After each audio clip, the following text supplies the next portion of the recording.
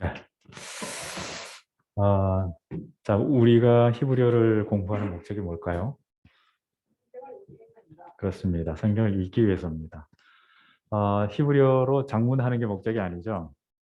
근데 이게 꽤 차이가 크거든요. 물론 장문을 할 수 있으면 읽는 거는 기본적으로 되겠죠. 장문까지 할 수 있다면. 근데 쏟는 에너지에 비해서는 조금 그렇지 않을 수도 있습니다. 근데 이제 앞으로 나는 뭐 그 구약이나 또는 히브리어 학자가 되겠다라신 분은 정말 꼼꼼하게 이유까지 그렇게 하시는 게 좋죠. 물론 능력만 된다면, 시간과 능력만 된다면 그렇게 하시는 게 당연히 좋습니다. 저는 이제 다수의 우리 학우들이 따라올 수 있는 방법을 취하기 때문에 가급적이면 실질적으로 우리가 성경에 있는데 뭐가 가장 효과적일까? 그 부분에 이제 역점을 두고 할 거거든요.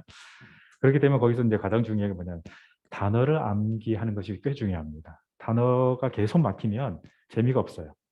굉장히 불편하면 성경 있는데 굉장히 불편해집니다. 근데 다행스러운 것은 구약 성경의 히브리어의 단어는 한 7, 8천 총 그 정도 되는데 주로 사용되는 단어는 뭐 4, 500개? 한 80%, 4, 500개 단어가 한 80% 가까이 커버가 되거든요. 문장에서. 그러니까 얼마나 다행스럽습니까? 어느 언어가 한 뭐 4, 5개 암기한다고 해서 80%를 커버하는 언어가 세상에 어디 있습니까? 그런 면에서는 결코 어려운 언어는 아니거든요. 다만 생소하기 때문에 좀 어렵게 느껴질 뿐입니다. 문자가 생소하고 또 여러 가지 이제 세모라는 것 자체가 우리가 대해보지 않은 그런 언어이기 때문에 그런 생소성 때문에 어렵게 느껴질 뿐이지 실제로는 언어치고는 그렇게 크게 어려운 언어는 아닙니다. 그리고 제가 이제 문법을 하다가 종종 이제 성경 텍스트를 직접 읽는 그런 경우가 있는데 결국 우리가 익숙해져야 되는 건 뭐냐면 이제 제 경험이죠. 자꾸 본문을 많이 봐야 돼요. 그래서 본문을 보면서 이거를 실질적으로 어떻게 분석해내고 사실 계속 분석하는 작업이거든요. 원형이 뭔지를 계속 찾는 작업입니다. 원형을 어떻게 찾느냐? 문법적인 요소를 걷어내면 원형이 나오는 거죠. 그래서 딱 보고 여기에 어떤 문법적인 요소가 있냐. 예를 들면 우리가 지금까지 배운 걸로 하면 정관사를 배웠잖아요. 정관사를 딱 걷어내면 이제 원형이 남는 거죠. 근데 이제 정관사가 결합하면서 변화할 수 있는 모음의 변화들이 생겨요. 그 확신을 갖기 위해서는 왜 이 몸의 변화가 이렇게 되었는가를 알면 이건 100% 정관사야. 그리고 원형은 이거야. 해서 우리가 사전을 찾는 이제 그런 방법. 근데 이제 요즘은 조금 패러다임이 바뀐 이유가 뭐냐면 원체 컴퓨터 기반으로 한 도움 이 툴들이 많아졌기 때문에 굳이 막그 사전을 안 찾아도 되는 그런 상황들이 꽤 있어요. 근데 그런 경우에 상당히 좀 피상적입니다. 컴퓨터 기반한 사전 물론 이제 바이블웍스 같은 경우는 풀 버전이 나와요. BDB 같은 경우 풀 버전이 옆에 있기 때문에 그런 경우라면 이제 괜찮은데 다른 경우는 그냥 컨사이스하게 간단하게 나온 그 사전만으로는 우리가 연구자로서 그리고 설교자로서 좀 부족한 면이 많이 있습니다. 그런 경우에는 사전을 찾아보는 게 중요하고 그다음에 이제 제가 초기에는 초기 상당 많이 나가도 상관없죠.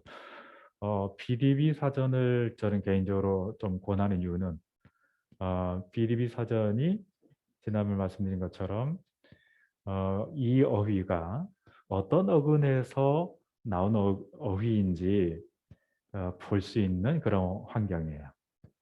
그러면 우리가 어떤 어휘의 풍요로움을 갖는 데는 상당히 유익한 부분이 있죠. 단지 조심해야 할 게 있습니다. 제임스 바라는 학자가 이제 처음 주장했던 얘기인데 이 필롤로지 문제에 있어서 이거 생각해 보면 되죠. 뭐 우리말 고전 우리말에서 사랑이란 말이 무슨 뜻입니까? 뭐죠? 사랑? 다솜이죠. 그럼 다솜이라는 언어를 사용할 때 그러면 다솜은 원래 에티몰로지 그 어원이 뭘까요? 그건 좀 그런가? 아, 근데 우리가 언어 사용에 있어서 이 어휘의 어원을 고려하면서 사용하는 경우는 그리 많지 않아요. 그렇죠? 마찬가지로 성경에서도 성경의 언어가 이렇게 기록되어 있는데 굳이 그 당시에 그 본문을 기록한 기자가 이 단어의 어원이 뭐다, 그걸 고려하고 그 어휘를 선택했을 가능성은 많지 않을 수도 있어요. 그러나 간혹 또 그럴 수도 있어요. 그러니까 이 부분을 좀 잘 고려해야 된다는 거예요. 그러니까 무조건 이게 어원은 뭐고 그렇기 때문에 뭐 해야 된다, 그렇게 하는 거 조금 무리가 있을 수 있습니다. 한 예를 들면 샬롬의 어원이 뭐라고 했죠? 제가 얘기했나요? 샬롬. 샬롬의 어원은 명사형이잖아요. 샬람 또는 샬렘에서 온 거거든요. 그럼 샬람이나 또는 샬렘의 본래 의미가 뭐냐면 완전하다예요. 근데 우리가 성경부나 또는 설교하는 데 있어서 상당히 통찰을 주긴 해요.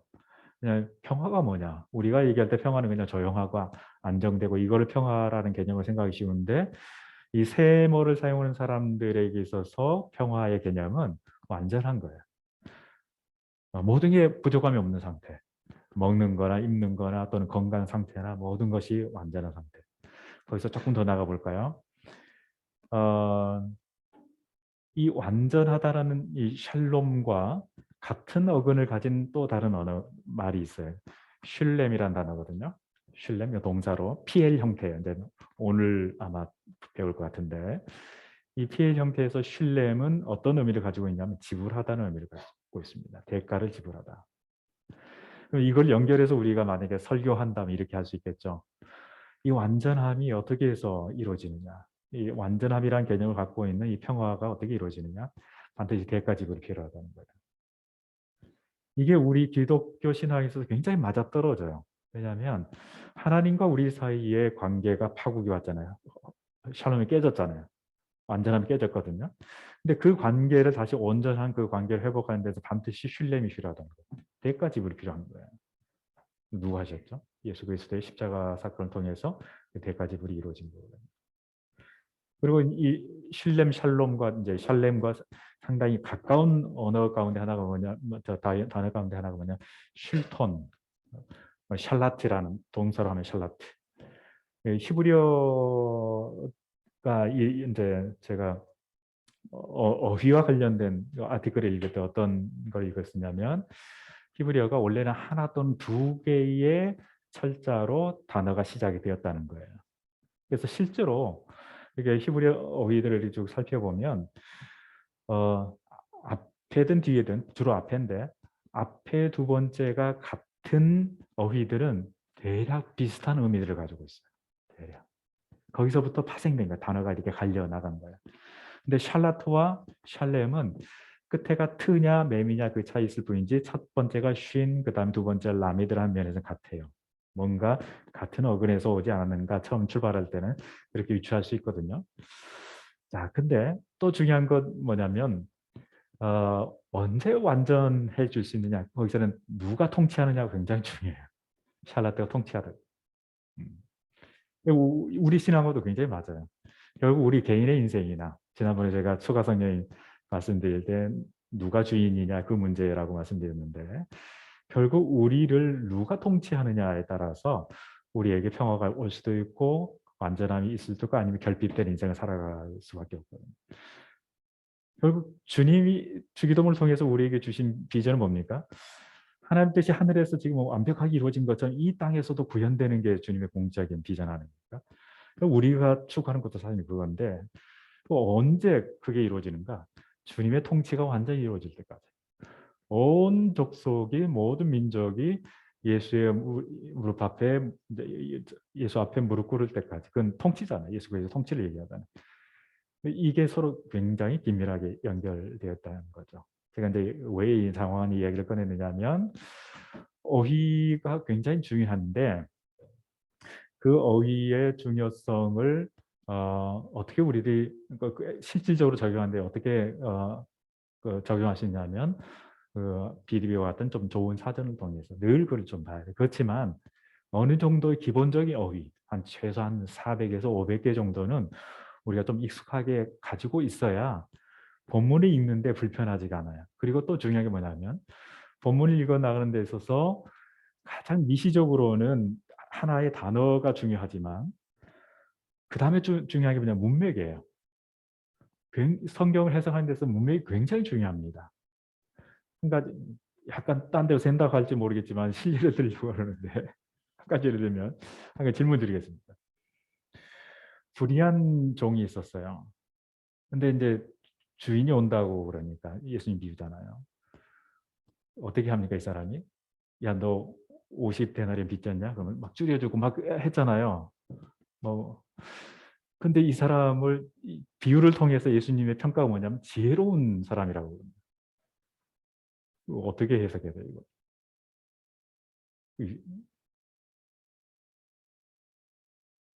그 본만 가지고 그 비유만 가지고 해석이 됩니다. 안 되는 경우가 꽤 있어요. 그때는 문맥을 봐야 돼요. 근데 가장 작은 문맥은 하나의 센텐스 문장이겠죠.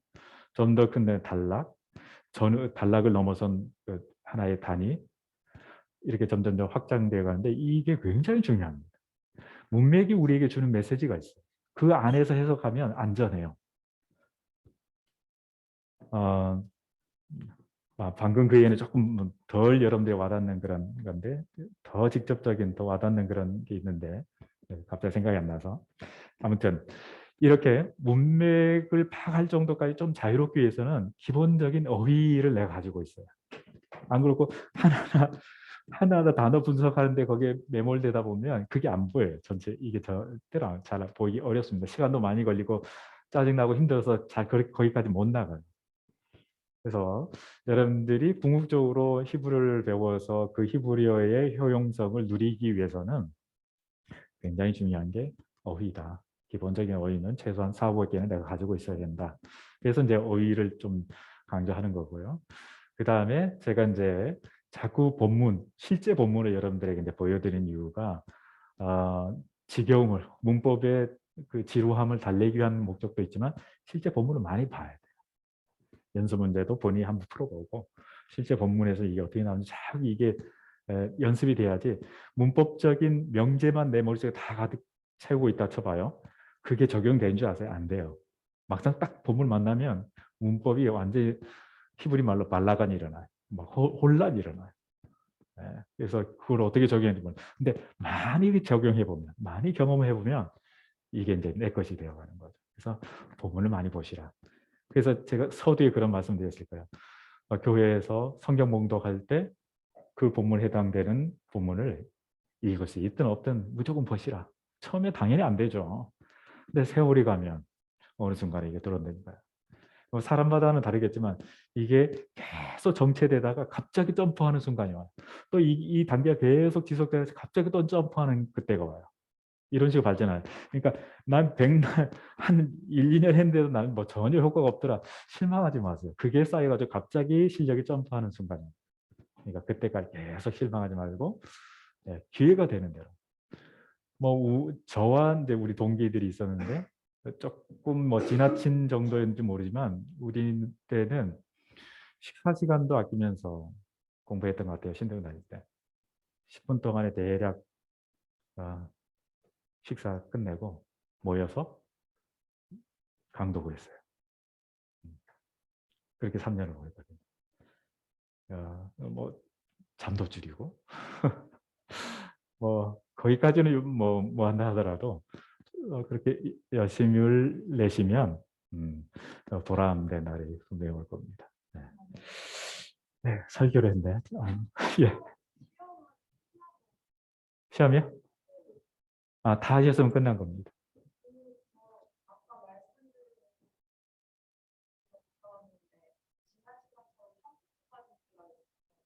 아, 제가 20분까지 일어나 제가 기억하고 이거 저거에는 반영하도록 하겠습니다. 출석에는 반영하도록 대면으로 하셨습니까? 퇴근하셨죠? 저기 출석 퇴근하셨죠? 예, 그럼 뭐 당연히 대면. 예. 그러니까 이 퀴즈의 목적 두 가지인데요. 출석 체크 그리고 여러분들이 이제 얼마만큼 따로 오셨는지를 제가 확인하기 위해서 그래요. 네. 그러니까 이거를 성적에 반영한 건 아니고 출석은 반영되지만 이 점수가 성적에 반영되지는 않습니다. 다만 제가 확인하고 싶은 거는 여러분들 얼마만큼 잘 따라오고 계신지. 저만 막 앞으로 가보는 의미가 없잖아요. 그래서 그거 용이기 때문에 너무 염려하지 마시고 오늘 혹시 못 보셨으면 그렇게 이해하시면 되고, 다만 그 줌으로 참여하시는 우리 학우들께서는 반드시 참여하셔야 됩니다. 퀴즈에 안 그러면 출석 체크가 안 되기 때문에 혹시 못하신 분 계시면 나중에 카톡으로라도 저에게 말씀해 주셔야 됩니다. 출석. 그리고 지금 이게 녹화가 되고 있기 때문에 누가 출석하셨는지 네, 기록이 남습니다. 자, 그래서 일부러 둘 다 끝까지 녹화하기 위해서 출석하신 분들 녹화를 남겼습니다. 이제 그림을 좀 줄여서. 자, 제가 지난주 금요일 날 나눠드린 그 페이퍼 보셨죠? PDF 파일 보셨는데 그거를 이제 앞으로 우리가 어떻게 활용할 거냐면요. 그거는 전부 몰아놨어요. 한꺼번에. 그리고 우리가 앞으로 배워야 될, 그리고 이미 배운 일부분도 있지만 배워야 될 모든 문법의 가장 핵심적인 것만 추려놓은 거거든요. 그러니까 거품이라고 할 것까지는 아니지만 군더더기를 다 제거해 보는 겁니다. 그래서 가장 짧게 해놓은 거거든요. 그래서 이거는 제가 이제 복습 효과도 있고 어떤 경우에 이런 경우도 있어요. 내가 지금 어디쯤 가고 있는지 동사에 지금 내가 배운 게 동사의 어느 부분에 어디에 해당되는지 모르시는 경우들이 있거든요. 그걸 통해서 전체를 조망하고 다시 또 우리 교과서는 그거를 이제 순서를 좀 섞어가지고 이렇게 진행하는 방법인데 이 두 가지를 병행을 하려고 합니다. 그래서 이제 제가 요구드린 건 뭐냐면 다른 건 다 몰라도 지난주 금요일 날 나눠드린 것은 마지막 이제 수업이 끝나면 최소한 그거는 여러분들이 숙지를 하셔야 됩니다. 그거를 코어로 해서 나중에 확장해 가는 거예요. 나중에 여러분들의 문법적인 지식을 확장해 가는 방법을 알려드릴 거예요. 지금 우선 간단하게 말씀드리면 몇 개의 책을 소개해 드릴 텐데요. 게제니우스 그래마라고 하는 책이 있습니다. 상당히 두꺼워요. 아마 번역된 걸로 알고 있는데, 그렇죠? 네, 번역된 거 보셔도 되고, 영어판을 보셔도 되고, 그 다음에 존 무라우카라는 책이 있습니다. 존 무라우카라는 그 두 분의 저자가 사실은 주옹이 이제 오리지널 저자고 무라우카라고 하는 그분이 그거를 이제 재편집한, 증보한, 수정 보완한 책인데 그 책도 굉장히 유용하고요. 주로 이 두 책을 보시면 되겠습니다. 이 게제니우스 문법책은 굉장히 고전적인 문법책입니다. 그리고 존 무라우카 책은 현대 학자들의 연구까지 반영한 내용들입니다. 근데 이걸 어떻게 활용하냐면 처음부터 그걸 완독한다? 뭐 가능은 하지만 여러분 수준에서 불가능합니다. 지금 시간과 이런 모든 환경에서는. 그러면 어떻게 하느냐? 내가 어떤 본문을 읽을 때 거기에 그 장절에 해당되는 문법 사항이 뭔지를 뒤에 인덱스가 잘 돼 있거든요. 거기서 찾는 겁니다. 이게 계속 찾아서 내가 읽고 이해한 부분은 밑줄도 치고 또 거기다 메모도 하고 하면 점점 내가 읽어간 내용들이 많아지고 나중에는 거의 다 읽게 되는 거죠. 처음부터 한꺼번에 쭉 읽어내게 하기는 쉽지는 않습니다. 뭐 전공하신 분은 그렇게 하시면 되죠. 그렇게 여러분의 문법적인 지식을 점점 확장해 가시면 됩니다. 우리가 주어진 이 기초 히브리어 문법 시간에는 최소한 지난번 금요일날 나눠드린 그거를 중심으로 그거는 최소한 하시면 좋겠다. 뭐 그것도 안 되겠다 하면 뭐 그것까지는 제가 방법이 없는데 그렇게 진행을 해 나갔으면 좋겠습니다. 혹시 여기까지 질문 있으세요? 너무 어렵나요? 아니면 해볼 만한? 예.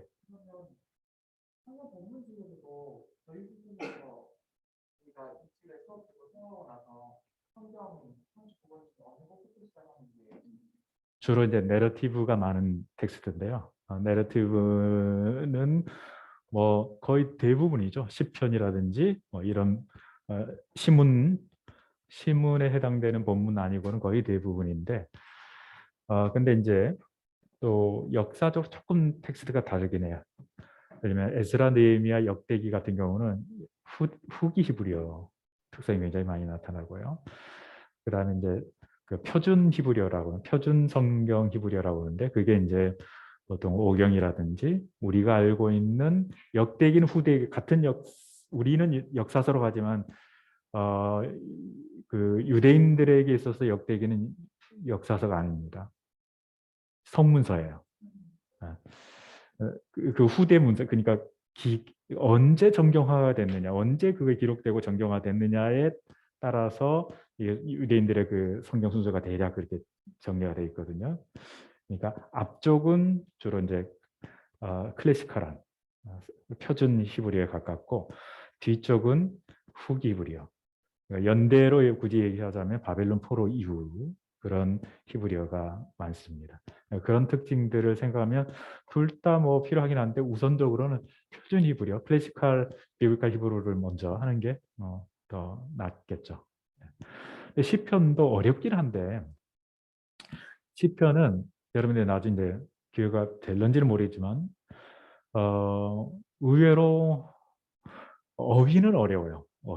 어휘라든지 그리고 시문이 갖고 있는 독특한 특징들 몇 가지 형태론적 특징들이 있어요. 그런 것들이 있긴 하지만 오히려 쉬운 부분은 뭐냐면 대꾸를 이루고 있기 때문에 앞에 단어와 뒤에 단어가 바뀌었을 뿐이지 같은 의미인 경우가 굉장히 많아요. 물론 생략된 경우도 있죠. 이런 것들 몇 가지 고려하면 시편도 그닥 뭐 어렵다고는 볼 수는 없어요. 네. 그래서 각각의 장르들이 갖고 있는 특징들 우리가 파악을 하고 접근하면 뭐 다 할 수 있는 거라고 보여집니다. 근데 최대 난관이 뭐냐면 약동사예요. 제가 이제 이 약동사를 한 4그룹으로 나눠서 그들이 갖고 있는 어떤 패턴을 4그룹으로 나눠서 정리를 했는데 그거는 우리 교과서하고는 완전히 다릅니다. 우리 교과서대로 따라가면 엄청나게 양이 그걸 그대로 할 수가 없어요. 그래서 이제 가장 단순하게 해서 이제 4그룹으로 나눠서 그 특성들을 정리를 했는데 이게 좀 만만치는 않아요. 그래서 여러분들 교과서 보게 되면 뒤에 패러다임 동사 어용 변화표가 있잖아요. 어용 변화표, 명사 뭐 이런 변화표 패러다임이 있잖아요. 패러다임. 이 뒤쪽에 이거를 따로 복사를 하거나 해가지고 개인에 따라 다르겠지만 최소 1년에서 몇 년은 들고 다니셔야 됩니다. 계속 확인하셔야 돼요. 이게 어떻게 되는지. 처음부터 이게 머리에 안 들어오거든요. 문법으로 이해를 했다 하더라도 자꾸 헷갈려요. 그게 그거 같고 서로 막 헷갈리는 게 너무 많아서 이거를 계속 확인하셔야 됩니다. 이 패러다임. 예? 아, 그래요? 이, 이 패러다임에서 이게 어디에 속하는구나 이거를 자꾸 확인을 하셔야 이게 여러분들의 실력이 됩니다. 이게 굉장히 중요한. 그러니까 이걸 아예 따로 카피를 하세요. 그래서 이것만 따로 들고 다니세요. 그리고 저 같은 경우 전 뭐 특별히 세보지는 않았는데 언어를 아마 10개 이상 공부를 한 것 같아요.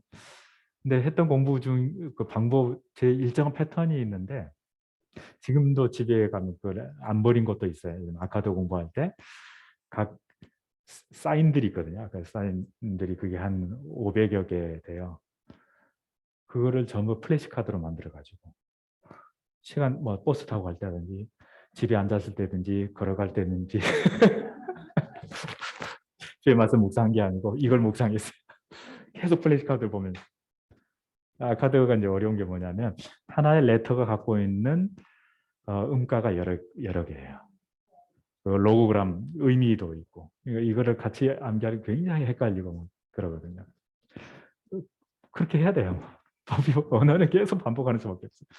그래서 제가 나눠드린 그 어휘 빈출대로 나오는 그거 있지 않습니까? 그것도 따로 카피해가지고 지금은 히브리어 공부할 때니까 그걸 딱 옆으로 가리고 계속 보는 거죠. 그래서 계속 반복해서 암기 안 된 걸 옆에 체크해 두는 거예요. 특별히 그걸 더 관심 있게 보고 그래서 이제 자주 보다 보면 이제 암기한 건 그걸 이제 체크해서 없애고 계속 매일 읽는 거예요. 매일. 만약에 한 300개의 단어다가 아침에 일어나서 300개를 매번 읽는 거예요. 암기하는 게 아니고 읽는 거 매일. 그런 식으로 암기하는 거죠. 예. 많죠. 많죠. 어디 있는지 모르는데 대부분 많아요. 그냥 쳐보세요. 웹 브라우저에서 뭐 구글이든 뭐든 해가지고 쳐보면 읽는 사이트 많습니다. 예. 유튜브에도 뭐 나올 법한데 근데 거기 뭐 1장 1절 딱 들어가면 그거를 클릭하면 바로 읽어줍니다. 예. 전체 성경도 계속 이제 페이지 넘겨가면서 읽어주죠. 히브리어로. 예. 근데 처음에 귀에 거의 잘 안 들어올 텐데. 아, 크게 도움은 안 될 거예요. 그거는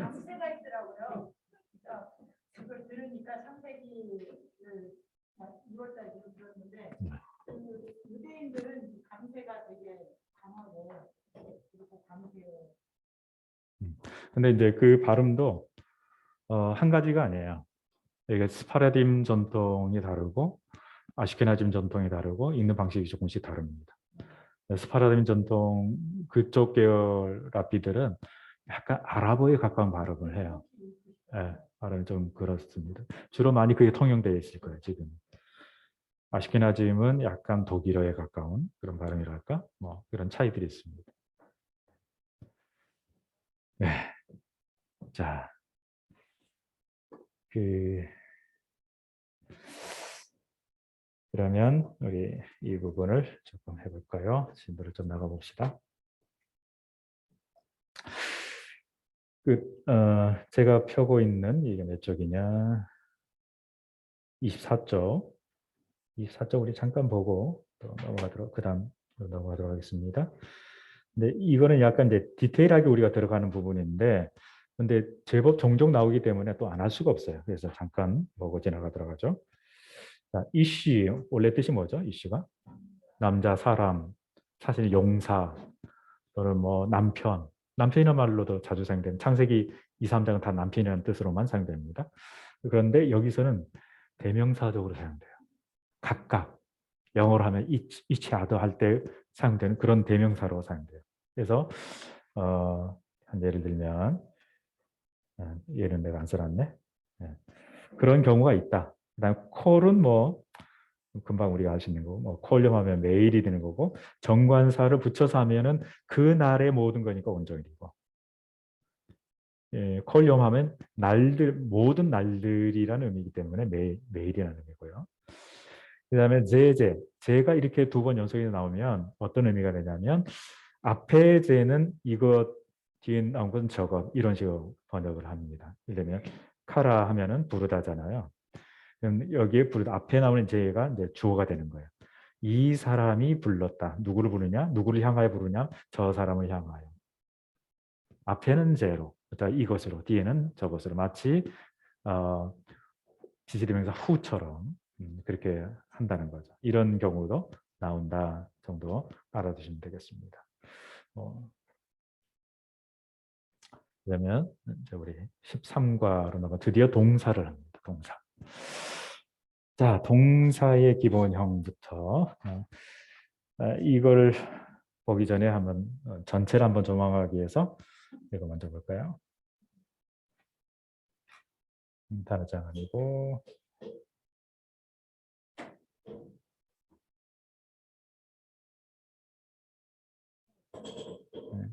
뭐야? 호스트는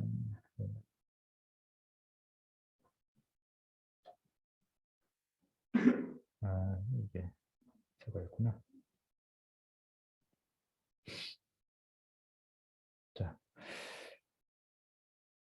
자, 인칭대명사는 암기하셨죠? 암기하셨어야 합니다. 굉장히 중요합니다. 조금 이따 다시 말씀드리겠지만 동사가 이제 저 한꺼번에 모아놨기 때문에 저 뒤에 있을 텐데요. 네, 동사. 이걸로 한번 정리해 보죠. 자, 히브리어 동사의 가장 기본적인 형태가 뭐냐? 카탈입니다. 하필이면 왜 카탈이냐? 조금 문법을 가르친 사람으로서 좀 죄송하기도 해요. 죽이다란 거거든요. 히브리어 문법은 죽이다를 가지고 연습합니다. 우리가 히브리어 죽여줘야 됩니다. 아, 히브리어의 동사는 기본적으로 뭘 포함하고 있냐면 인칭, 주어를 포함하고 있습니다. 주어. 뭐라고요? 히브리어는 이미 동사 그 자체가 주어를 포함하고 있습니다. 그러니까 정동사를 얘기하는 거죠. 정동사는 어떤 형태든 이미 거기에 주어가 있어요. 그러니까 따로 주어를 표시하지 않아도 이미 그는 완전한 주어가 있는 문장이 되는 겁니다. 그러니까 동사 하나만으로도 완벽한 문장이 되는 거예요. 자동사인 경우에. 타동사인 경우는 뭐 목적어가 필요하겠지만. 자, 그리고 가장 기본적인 형태는 완료 형태입니다. 자, 히브리어에서는 시제가 이제 시제라고 하지 않고 시상이라고 해요. 왜냐하면 시제와 상을 한꺼번에 갖고 있기 때문에. 시제라 하면 우리가 알고 있는 과거, 현재, 미래 이게 시제고, 상이라 하면 동작의 상태. 우리가 보통 이제 시제하면 tense라고 보통 영어로 얘기하고, 그다음에 상이라 하면 aspect를 얘기하는데 이 동작의 상태가 어떠냐. 이게 이미 히브리어의 동사에 포함이 되어 있다는 거예요. 근데 가장 빈번한 시제는 과거 아니면 미래입니다. 히브리어에서는 과거 아니면 미래인데 그중에서 카탈은 주로 과거예요. 이 과거. 주로라고 그랬죠. 100%는 아닙니다. 주로. 근데 이제 더 근본적으로는 시제보다는 상적인 일관성이 있습니다. 상적. 그러니까 왜 상적인 일관성이 있다고 하냐면 카탈은 때로는 미래가 될 수도 있어요. 그렇지만 상적으로는 완료라는 일관성은 미래든 과거든 현재든 늘 일관성으로 뭘 가지고 있냐면 카탈이라는 형태는 완료라는 상적 일관성을 가지고 있습니다. 거의 그래요, 그거는. 그리고 네, 이 완료상 하면은 이제 방금 말씀드렸다시피 시제로는 과거 그리고 상적으로는 완료. 이게 보통 이제 완료상이라고 합니다. 그래서 영어에서도 그러니까 perfect 이렇게 표현하기보다는 perfective 이렇게 주로 표현합니다. 자, 그다음에 또 한 가지 우리가 이해해야 될 게 뭐냐면 이 카타를 가지고 주로 연습을 하는데 문법학자들이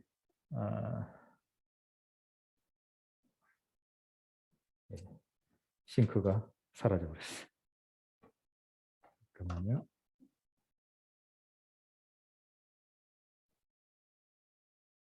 예, 됐습니다.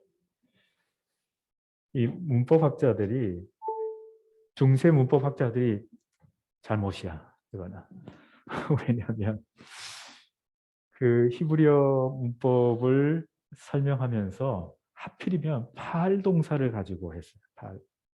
파알. 우리가 오늘날 이제 현대 문법학자들은 주로 카탈이라는 단어를 가지고 이제 설명하는데 중세 히브리 학자들은 파알이란 동사를 가지고 해버렸기 때문에 어떤 문제가 생기냐면 가운데 철자가 뭐예요? 파알? 아인이잖아요. 이게 후음이잖아요. 후음의 특성 중에 뭐가 있어요? 다이시포르테를 못 찍는다는 거예요. 근데 찍어야 되는 상황들이 많거든요. 그러니까 하필 왜 이거 가지고 했는지는 모르겠어요. 근데 그 문제가 있어요.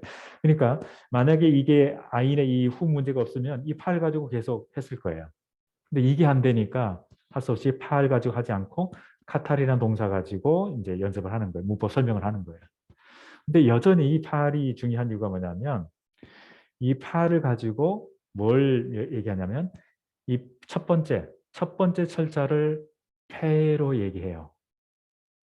아니, 첫 번째 철자가 나탄 같은 경우에 한번 보세요. 나탄 뜻이 뭐죠? 주다죠. 첫 번째 철자가 눈이잖아요. 이때 이 동사를 뭐라고 하냐면 페이 눈 동사라고 그래요. 왜냐하면 첫 번째 자리가 눈이기 때문에. 첫 번째 자리라는 의미를 페이라고 설명을 해요. 두 번째 자리는 뭐라 할까요? 아인이라고 그래요. 세 번째 자리는 라메드라고 해요. 어떤 동사를 얘기할 때. 예를 들어 볼게요. 또 어, 아직 이해 못하신 분 계실 거예요. 갈라란 동사가 있어요. 갈라져 가지고 드러나는 건데 어, 이 갈라란 동사의 특징 중에 어떤 특징이 뭐예요? 가장 뭐가 특징이 될 것 같아요? 끝에 헤이가 문제가 있는 동사잖아요. 헤이라서. 이런 동사를 부를 때 어떻게 부르냐면 끝에 자가 헤이라 해가지고 하면 말이 길어지잖아요. 그러니까 뭐라고 표현하냐면 라메드 헤이 동사 이렇게 표현을 해요. 이 위치를 나타낼 때 이 팔이라는 동사를 가지고 위치를 표현을 해요. 이해되셨나요? 여기까지? 이해가 아직 안 되시나요? 네, 그럼 하나 더 설명드릴게요. 어, 하라르라는 이제 그 단어가 있는데요. 자, 이 단어를 보게 되면 뒤에 오는 두 개가 더블이 되어 있잖아요. 그렇죠? 이 경우에는 이 두 번째 팔로 치면 이 두 번째가 뭡니까? 아인이죠. 그래서 아인이 중복되었다 이렇게 얘기해요. 네, 아인 중복. 뭐 또 이중아인, 뭐 중복아인 뭐 이런 식으로 표현하기도 하고. 네. 아직 이해가 안 되신 분을 위해서 한 번 더 또 설명드려 보죠. 자, 쿰이라는 동사가 있어요. 달리다 쿰 할 때 이 쿰이거든요. 일어나다, 서다 이거잖아요. 자, 이 단어에서 특징적인 철자가 어떤 걸 것 같아요? 가운데 있는 바브예요. 이거.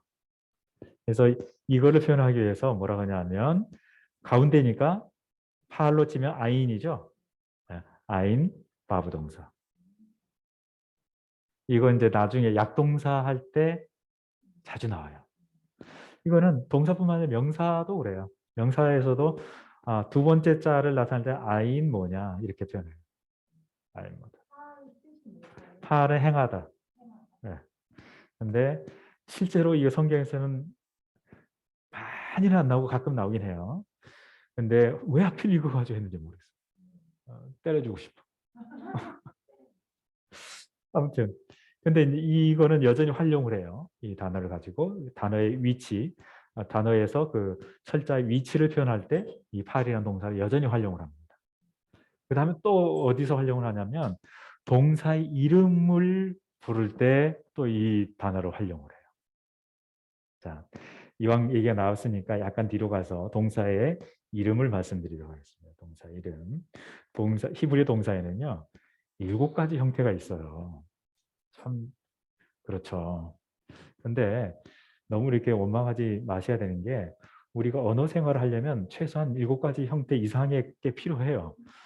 예를 들면은 영어 같은 경우에는 영어 같은 경우는 수동태를 어떻게 표현합니까? 비동사 플러스 PP 이런 식으로 표현하잖아요. 근데 히브리어 같은 경우는 본인이 변해 동사 본인이 변해 가지고 수동태를 표현해요. 앞에 비동사를 쓰지 않고 그냥 동사 자체를 변형시켜 가지고 수동태를 표현해요. 그리고 제기를 표현할 수도 있어요. 거기다 더해서 강조냐 그냥 단순한 거냐 아니면 강조냐를 표현할 수도 있어요. 뭐 예를 들면 우리가 이제 어차피 죽이다라는 걸 표현하니까 그가 죽였다. 이건 단순한 거잖아요. 그가 죽임을 당하였다. 수동태잖아요. 그가 스스로를 죽였다. 이건 자살했다는 뜻이잖아요. 이거 제기죠. 거기다가 또 어떤 게 표현이 가능하냐면 강조가 돼요. 강조를 자기 몸을 동사 자신을 변화시켜서 어, 표현을 하는데 강조인 경우는 그가 잔인하게 죽였다. 이런 식으로 강조하는 표현도 있어요. 그 다음 또 하나 사역이 있어요. 뭐 영화든 make이나 뭐 cause 뭐 이런 걸 통해서 표현하는 거를 히브리에서는 본인 자신을 변화시켜서 사역의 의미를 나타내게 돼요. 그가 죽이도록 시킨 거죠. 그가 죽이게 했다. 뭐 이런 식으로 사역이 가능해요. 그러다 보니까 어떻게 카테고라이즈 할 수 있느냐면 이렇게 할 수 있어요. 자, 우선 태로 보면 능동태가 있죠. 가장 단순 능동태가 있겠죠. 당연히 수동태가 있고요. 그 다음에 중간태 혹은 제기태라고 하는 제기태가 있어요. 태로 하면 우리가 시, 상, 태, 법 보통 이렇게 얘기하잖아요. 네, 시제와 그리고 상과 태, 능동태냐 수동태냐 제기태냐, 그다음에 법, 이게 명령법이냐, 뭐 그 명령법 안에서 이 모달 보부에서도 여러 가지가 있는데 영어 같은 경우는 주로 조동사를 통해서 표현하잖아요. 근데 히브리어 에서는 자기 자신을 변화시켜서 이 법도 표현을 해요. 어쨌든 자, 이런 것 중에서 또 단순형이 있고 방금 말씀드렸던 강조형이고 사역형이 있어요. 그거에 따라서 이름들이 다 달라요. 근데 이 이름이 중요한 이유가 뭐냐면요. 이 이름이 곧 그 자신의 형태를 나타내요. 그래서 가장 단순한 형태를 뭐라고 하냐. 이것도 반복할 거니까 귀 기울여 들으시되 내가 이해되지 않았다 해서 너무 절망을 자제하지 마세요.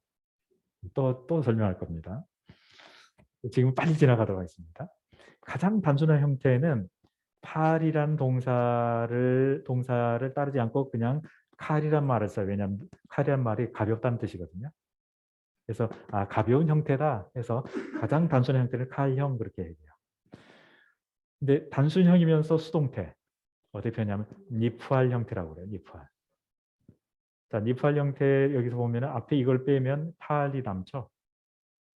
예.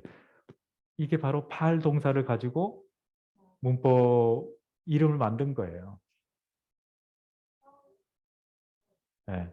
근데 이 팔에다가 니프알 이 형태가 완료에서 단순 수동태인 거야.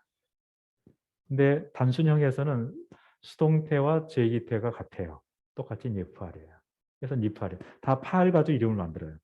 그다음 강조 형태 있잖아요. 강조 형태와 단순 형태의 가장 다른 특징이 뭐냐면 아인 자리에 이 아인 자리에 전부 다게시 포르테가 왔다는 게 특징이에요. 네, 강조한 거예요. 그렇게. 근데 이 팔에는 원래 점을 이 다시 폴때 찍을 수가 없잖아요. 이러면 안 되는 건데 그 팔 가지고 해가지고 그런 거예요. 그러니까 할 수 없이 요즘에는 팔 대신에 이 카탈 동사를 가지고 하는 거예요. 연습.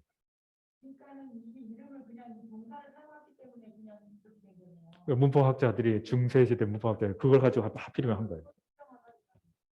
그래가지고 어쩔 수 없이 우리도 이걸 따서 니팔, 그다음에 푸알, PL 푸알, 그다음에 히필, 호팔 뭐 이런 식으로 그 이름을 암기하는 거예요. 근데 이 이름이 중요한 이유가 이름이 곧 그 형태를 말해주기 때문에 아직도 이해 안 될 수 있어요. 그건 걱정하지 마. 또 할 거니까. 오늘 그냥 빨리 하고 지나갑니다. 이렇게 히브리어에는 이 7가지를 가지고 거의 다 표현하는데 실제로는 이것만 있는 건 아닌데 우리 기초 히브리어 문법에서는 이 7가지만으로 충분해요. 네. 자, 앞으로 이 7가지를 다 배우는데 오늘 배우는 건 뭐냐면 이 형태를 가지고 배울 거예요. 이 가장 단순한 형태. 이 형태의 무슨 변화를 우리가 오늘 공부할 거냐면 인칭의 변화를 공부할 거예요. 히브리어 모든 동사는 이미 인칭, 주어를 가지고 있다고 했잖아요. 주어. 주어가 달라지면서 이 모양이 어떻게 변하는지를 우리가 오늘 공부할 겁니다. 자, 그러면 어떤 얘기가 가능하냐면 우리가 오늘 여기서 인칭의 변화를 이제 쭉 공부하면 그 인칭의 변화는 똑같이 적용돼요. 여기도 똑같이 붙고 여기도 붙고 확장이 되는 거죠. 오늘 배우는 것이 만약 A라 하면 곱하기 7이 되는 거예요. 그러면 엄청 확장되는 거죠. 그래서 나중에 이제 여러분들이 이 패러다임, 이 뒤에 있는 패러다임 있잖아요. 이게 그거예요. 어떻게 확장되는지. 오늘 이제 우리가 공부할 게 뭐냐면 여기서 여기까지를 공부하는 거예요. 네. 우리 줌으로 참여하신 분을 위해서 제가 좀 가까이 보여 되겠습니다. 오늘 공부할 이 많은 양들 중에서 여기서 여기까지 완료형 여기까지를 공부하게 될 겁니다. 보이시는지 모르겠네요. 몇 페이지냐면 네, 420쪽입니다. 420쪽. 여러분이 가지고 계신 교과서 420쪽. 거기 보게 되면 카탈부터 카탈 누까지 있잖아요. 찾으셨나요? 네, 카탈, 카탈라, 카탈타, 카탈트, 카탈티. 찾으셨나요? 네, 카틀루, 크탈템, 크탈텐, 카탈누. 여기까지. 근데 여러분들은 굳이 저처럼 암기할 필요가 없어요. 네, 카탈, 카탈라, 카탈타, 카탈트, 카탈티, 카틀루, 크탈템, 크탈텐, 카탈누. 이런 거 찾고 있었어요. 예? 이런 거 찾고 있었어요. 아, 이런 거 찾고 있었어요? 네, 뭐 당연히 있죠. 프랑스어 배울 때 맨날 외우잖아요. 예. 모든 언어가 그래요. 모든 언어가 패러다임 다 있어요. 예.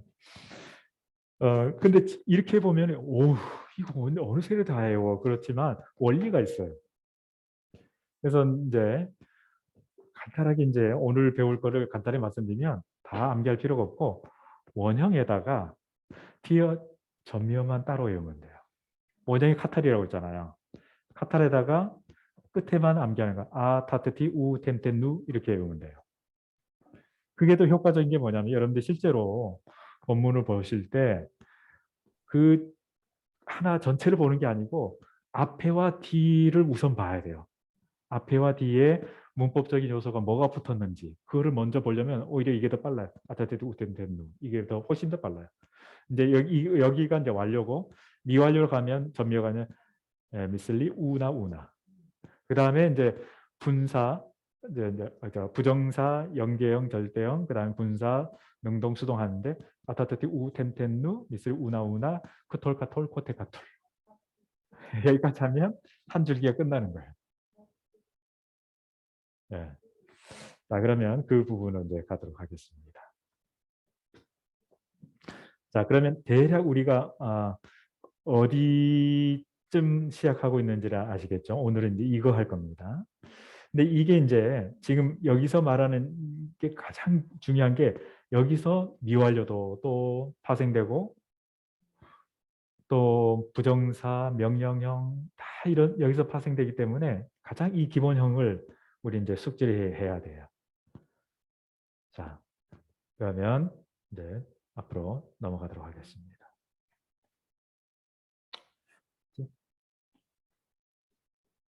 네. 자,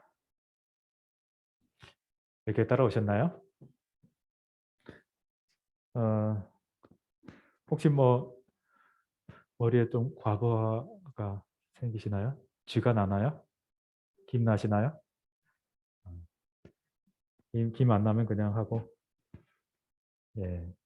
방금 이제 말씀드렸던 히브리어 기본형. 히브리 어근. 네.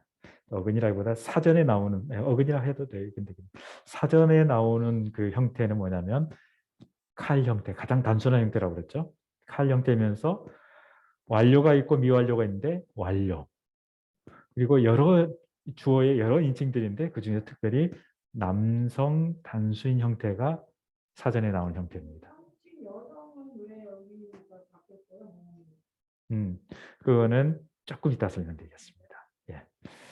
자, 그러면 이왕 질문이 나왔으니까 그것부터 먼저 말씀드리면 뭐 굳이 이거는 뭐 암기할 필요는 없는데 원리가 그렇다고 그래요. 원리가 이걸 뭐 어디 교과서에 나온 얘기는 아닌데 최근 논의 된 얘기인데 완료형의 변화는 원래는 자 기본형 이게 무슨 뜻이라고 그랬죠? 완료이면서 가장 기본형이죠. 기본형 히브리어의 기본형은 칼 형태의 아까 7가지 형태의 동사 있었잖아요. 그 중에서 가장 기본 형태가 칼 형태라고 그랬죠. 칼 형태이면서 완료. 그리고 3인칭, 남성, 단수. 이게 가장 기본 형태라고 그랬죠. 그게 바로 카탈이에요. 이게. 이 카탈 안에 이미 이 요소를 다 담고 있어요. 이거는 칼이면서 완료이면서 3인칭이고 남성이고 단수다. 칼이 뭐라고 했어요? 칼 가볍다. 가벼운. 그러니까 가장 단순한 형태라는 거죠. 가벼운 형태라는 거죠.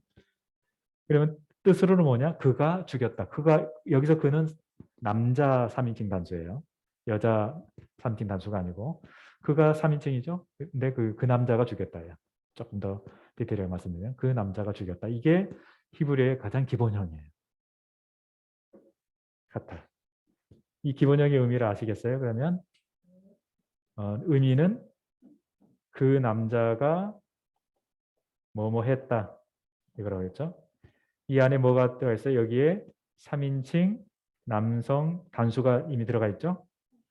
했다이기 때문에 과거 또는 완료가 들어가 있어요. 그죠? 그 BDB 사전을 찾으면 여기 이 남자가 뭐뭐 했다 뭐 이렇게 나오는 그렇죠. 모든 사전, BDB 사전뿐만 아니고 모든 사전에는 바로 이 형태가 그 리스트에 나오는 거죠. 네. 근데 이제 우리가 사전을 찾아보면 가장 이 기본적 형태가 안 나오는 수가 있어요. 왜냐하면 성경에 그런 형태가 한 번도 쓰인 적이 없으면. 그래서 PL 형태만 나오는 경우가 있고. 그렇지만 이 형태는 앞에 나오긴 해요. 써주긴 해요. 그래야 사전 찾을 수 있기 때문에. 네. 자, 여기 이게 이제 가장 기본적인 형태인데 이미 여기 안에 주어가 이미 포함되어 있는데 인칭 대명사를 써서 주어를 다시 써줄 수가 있죠. 그렇죠. 그러니까 원래는 이 기본적인 형태에다가 인칭 대명사를 써줘서 이 변화형이 생겼다고 보는 거예요. 그러니까 원래는 처음에는 이렇게 했을 거예요. 카탈이라고 하는 그 원형에다가 처음에는 이게 아마 카탈 후 했을 거예요. 처음에는. 그러면 카탈은 본래는 주어를 포함하지 않은 것이었다는 거죠. 처음에는 본래는 그냥 죽였다는 거죠. 근데 가장 기본적인 형태이기 때문에 원래는 처음엔 카탈 후, 카탈인데 누가 죽였냐? 그가 죽였어. 후 이렇게 했을 거예요. 처음에는 원래는. 근데 이게 이제 기본적이니까 아예 후 빼버리고 카탈하면 그냥 그가 죽였다 이렇게 쓰였을 가능성이 있고. 그럼 내가 죽였다고 하면은 그때는 죽였다 너가 그러면 카탈 아타 그러겠죠. 네, 카탈 아타이겠죠. 처음에는 카탈이라고 하는 그냥 중립적인 그 죽였다에다가 인칭 대명사인 아타를 붙여가지고 카타라타 했겠죠. 처음에는. 근데 이게 카타라타 하다 보면 이게 약하잖아요. 발음이. 끝에 카메체 헤이는 이게 원래 헤이는 원래 그 없는 묵음으로 보일 수 있고 그러면 뭐만 남아요? 타만 남죠. 그래서 카탈타가 돼. 그렇게 해서 했다고 그래. 근데 이제 그러면 카탈타, 카탈트까지 아트 이건 이해되는데 카탈 아니가 왜 카탈티가 됐느냐? 그러니까 유비화되었다고 봐요. 아타에 준해서 아타하트에 준해서 카탈리가 아니고 카탈티가 되었다고 보는 거죠. 그렇게 발전했다고 봐요. 그러니까 원리는 그런 거예요. 근데 그 원리는 뭐 암기할 필요는 없고 그렇다는 거고 그럼 우리는 이제 이 원리 가운데 뭘 어떻게 하면 되느냐? 이 카탈이라고 하는 이 원형에다가 원래는 인칭 대명사였던 이것이 축약된 형태 이것만 암기하면 돼요. 이게 변화니까. 자, 그러면 어떻게 변화되는지 한번 여기서 보도록 하죠. 자, 3인칭 주어가 단수이면서 3인칭 남성인 경우는 가장 기본형이니까 만질 필요가 없어. 그대로예요. 원형 그대로예요. 그 다음부터는 이제 여기서 약간 헷갈리는 게 여러분 우리가 이제 인칭 대명사를 암기했을 때 그 순서를 어떻게 암기했냐면 아니아노키 아타트 후히 이렇게 순서를 암기했잖아요. 근데 동사의 순서는 그게 아니고 아니아노키면 1인칭, 2인칭, 3인칭 이렇게 우리가 순서를 외웠잖아요. 근데 이거는 약간 거꾸로예요. 3인칭부터 먼저 암기하고 1인칭을 나중에 암기하니까 여기서 좀 혼돈이 와요. 순서상. 그러니까 인칭 대명사 암기할 때 그 순서와 동사의 인칭 순서가 뒤바뀌었기 때문에 거기서 오는 혼돈이 있을 수 있거든요. 이걸 좀 미리 생각을 해 두셔야 됩니다. 자, 그래서 여러분들의 머릿속에 구조화를 다시 해야 돼요. 인칭 대명사를 암기했을 때는 1인칭, 2인칭, 3인칭 이 순서로 나갔어요. 그렇지만 동사의 순서는 3인칭 남성 단수 첫 번째, 그 다음에 3인칭 여성 단수, 그 다음에 2인칭 남성 단수, 2인칭 여성 단수, 1인칭 공성 단수 순서가. 그 다음에 또 마찬가지로 1인칭이 먼저 나온 게 아니고 3인칭 복수, 공성, 그리고 2인칭 남성 복수, 2인칭 여성 복수, 마지막에 1인칭 공성 복수. 이거를 머릿속에 구조화하셔야 돼요. 아셨죠? 네. 그래서 끝부분 암기하면 돼요. 원형은 굳이 3인칭 남성 단수 굳이 암기할 필요 없고 3인칭 여성 단수부터 아, 타, 드, 디, 우, 댐, 댄, 누 이것만 암기하면 돼요. 앞에 거는 뭐 볼 필요가 없잖아요. 왜냐하면 원형이니까. 그렇죠? 자, 그래서 여러분들 이제 그걸 증명하는 내용을 좀 다루겠습니다.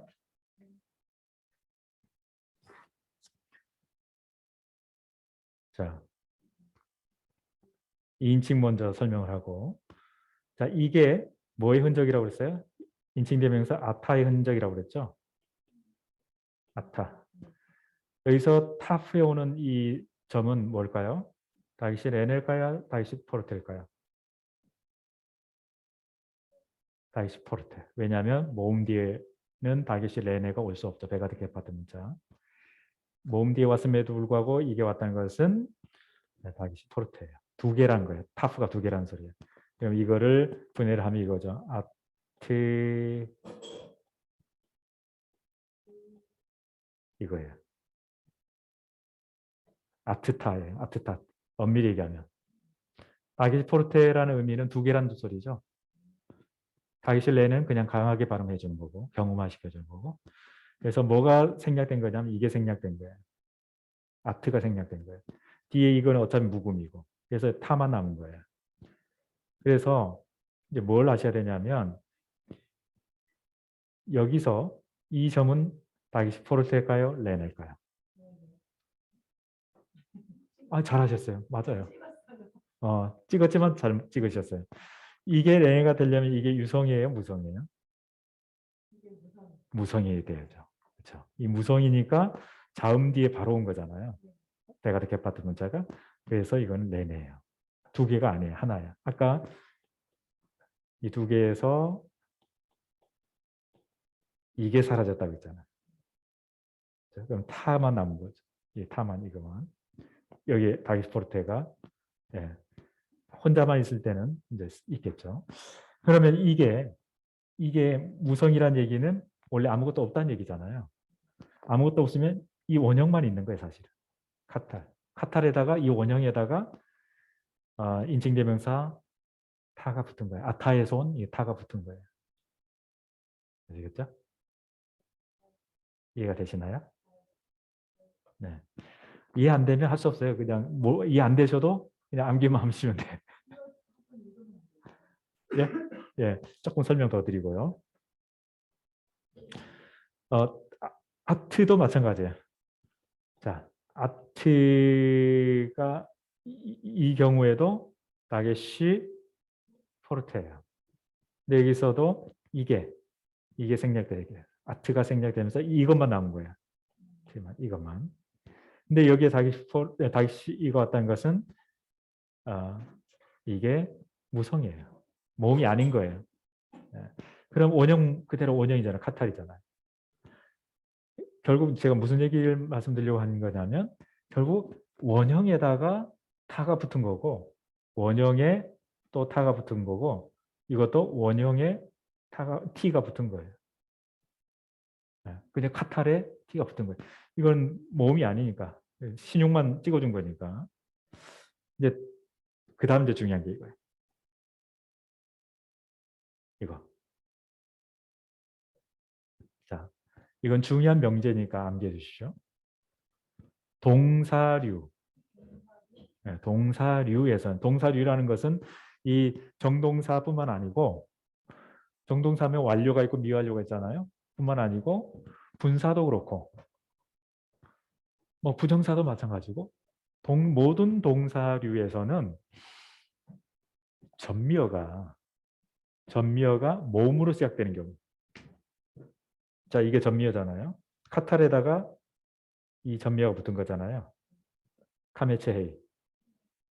카메체헤이는 전미어가 그냥 모음 하나죠. 아라고 하는 모음 하나죠. 네, 이런 경우. 또는 뭐 이런 경우도 있을 수 있어요. 운 이런 경우가 붙을 수 있어요. 근데 모음으로 시작됐죠. 이 경우. 전미어가. 이런 모든 경우에요. 모음으로 시작되는 모든 전미어예요. 이런 경우에는 이 전미어와 함께 구성되는 이 음절. 물론 전미어는 이거지만 전미어 하나로 음절은 구성 안 되잖아요. 모음이니까. 결국 이게 하나의 음절이 되잖아요. 라가. 바로 이 음절 바로 앞에서는 순장모음이 아닌 한 전부 쉐바로 유성 쉐바로 변한다. 이게 중요한 포인트입니다. 말로 해주시면 받아들여집니다. 예. 모든 동사류는 모음으로 시작되는 전미어가 붙을 때 바로 앞 음절의 모음이 유성 쉐바로 변한다. 이게 왜 중요하냐면 뭐 중요하지 않을 수도 있어요. 뭐 이거 무시하고도 볼 수 있죠. 아 이게 여성 단수야 이렇게 3인칭 여성 단수라고 볼 수만 있으면 괜찮으니까. 근데 조금 더 디테일하게 들어가면 이것까지 보이면 더 좋죠. 이게 어디에도 적용되냐면 명사형 중에서 제3변화 명사라는 게 있어요.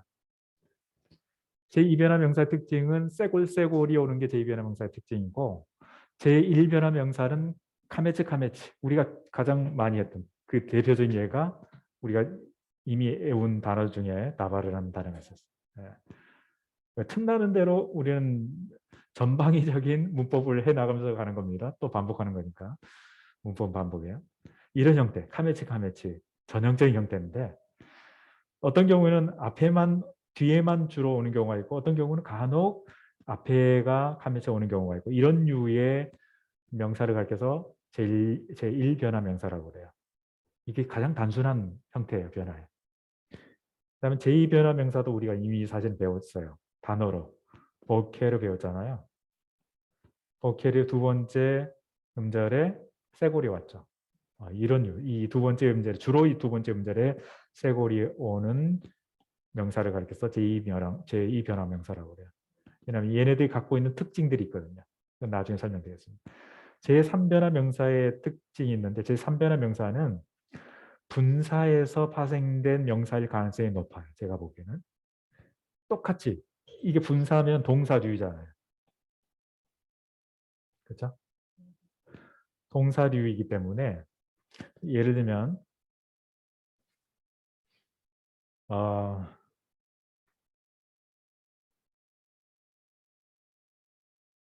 쇼페트를 들어봅시다.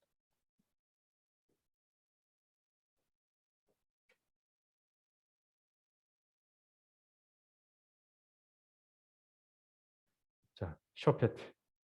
이게 칼 분사 능동이에요. 칼 분사 능동인데 동사 샤파트에서 왔죠. 뜻이 뭘까요? 재판하다. 근데 분사면은 무슨 뜻이 될까요? 재판하는 사람이 되겠죠? 재판관. 쇼페트가 재판관이죠. 이게 제3변화 명사예요. 이런 동사에서 파생된. 분사에서 동사 분사에서 온 거죠. 이런 경우에는 전미어 남성 복수 전미어가 뭐였죠? 인칭대명사 말고 명사에 붙는 복수 전미어. 임이죠. 히렉, 요드, 맴이죠. 나 이거 안 배웠는데 하신 분 계시면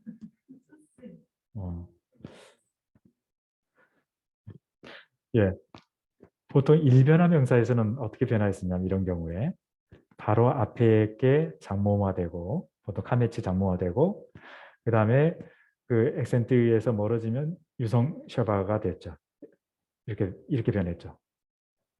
기억 안 나시나 보다. 다바르. 이 다바르가 말씀이 여기 임 이게 붙으면 바로 앞에서는 장모화. 그 다음에 액센트에서 멀어지게 되면 이게 유성시바로 변한다고 했잖아요. 그래서 드 발음이 된다고 했잖아요. 기억 안 나시나요? 네.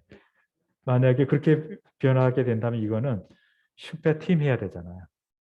그게 아니고 이 모음으로 시작된 전미어. 이미 모음으로 시작됐잖아요. 임이라고 하는 복수 전미어, 이 복수 전미어가 모음으로 시작된 전미어잖아요. 그렇죠? 이 덩어리가 모음으로 시작됐죠? 임. 이런 경우에는 바로 앞에 이게 쉐바로 변해요. 그래서 쇼프팀 해야 돼요. 쇼프팀. 네, 나중에 명사 배울 때 다시 할 거예요. 네, 이런 게 있다. 이렇게 하시면 되고. 그래서 이런 모든 종류의 동사류는 이게 적용된다고. 전미어가 붙을 때 모음으로 시작되는 전미어가 붙게 되면 바로 앞에 모음은 유성셰바가 된다. 원래는 여기가 파타가 돼야 되잖아. 원형이 와야 되잖아. 카탈라가 되면 좋겠잖아요. 그게 아니고 이런 경우는 유성셰바가 된다. 이 설명을 하려고 이렇게 정확하게 설명된 거예요. 자, 이제 하나만 더 말씀드리면 여러분들이 끝입니다. 자, 방금 하고 똑같이 적용되죠. 전미어 우, 몸으로 시작되는 전미어죠. 똑같이 바로 앞에 파타흐가 유성셰바로 변합니다. 똑같이 적용되죠. 자, 이렇게 되면 이제 끝나고 하나만 더 설명드리고요. 이 경우 아템, 아템에서 이제 아트가 빠진 거겠죠. 인칭대명사. 인칭대명사가 얼마나 중요한지 왜 이해가 되시겠죠? 이 아템에서 약한 이게 아트가 빠지고 템만 남은 거죠. 근데 이게 무겁잖아요. 크죠? 이 덩어리가. 이 경우는 앞에는 전부 다 액센트가 맨 뒤에 오거든요. 맨 뒤에 와요. 아, 여기 와요. 여기. 근데 이거는 어쩔 수 없이 유성체화에 올 수 없으니까 뒤로 간 거고. 유성체화는 온전한 모음이 아니기 때문에 액센트 올 수 없습니다. 처음 듣는 것처럼 말씀하시면 됩니다. 다 여기 원래 이 자리에 있는데 이 중전미어라고 하는 템과 텐인 경우에는 여기에 있었던 액센트가 뒤로 가. 뒤로. 그럼 어떤 현상이 벌어지냐면 자, 음절을 나눠봅시다. 음절. 예. 그렇죠. 액센트에서 멀어지니까 카메츠가 아니고 유성시바로 짧아지는 거예요. 이것도. 예. 아니요. 이거는 무성이요. 라멘 밑에는 다 100% 무성입니다. 유성인 경우는 얘만. 얘하고 예, 얘만.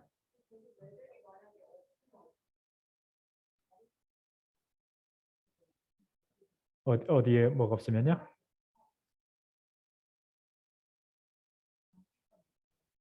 어디 있죠?